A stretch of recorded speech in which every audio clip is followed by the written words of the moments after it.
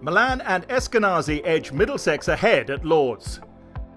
Runs had been hard to come by on day one as the bowlers from both sides found themselves on top.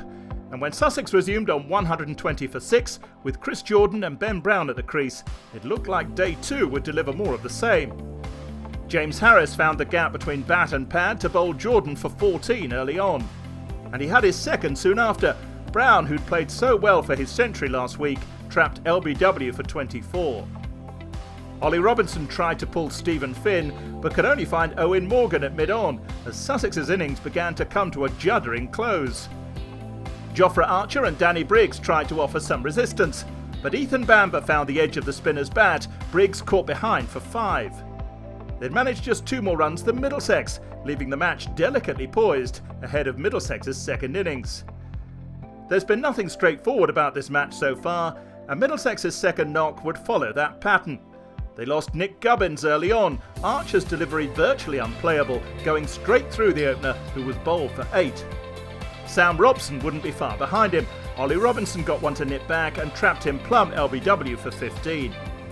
That brought David Milan to the crease, and while the Middlesex captain has had a tough time of it in red ball cricket in recent weeks, today would be one for him to savour. Stevie Eskenazi would be the first to fire. He brought up his 50 with back-to-back boundaries off Archer as Milan quietly accumulated at the other end.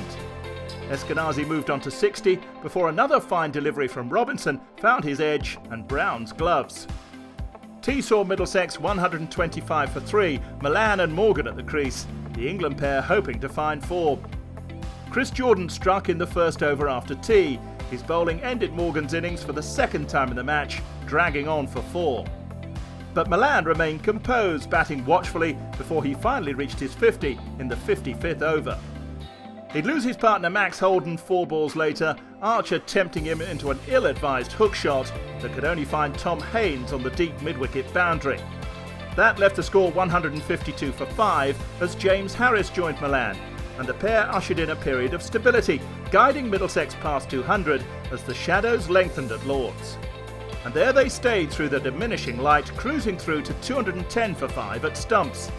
They'll take a lead of 208 through to day 3, and at 69 not out, Milan will start to think about converting his 50 into a century.